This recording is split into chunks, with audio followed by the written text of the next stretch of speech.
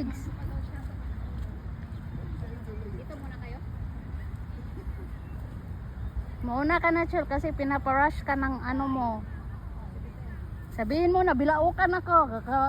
Madali mo, hindi pa nakainom ng tubig. Oh.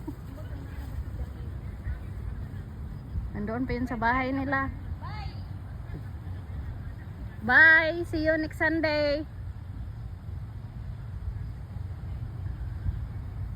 Parang may show sila ng seller ngayon. Seller. Sino ba yung ano sa Sunday? Apat lang tayo kung halimbawa. Kung hindi siya makasama, apat pa din tayo. Si Joy, si Ate Ablenor. Yung nakilala lang namin yan sa church ka-agency nila. Richard.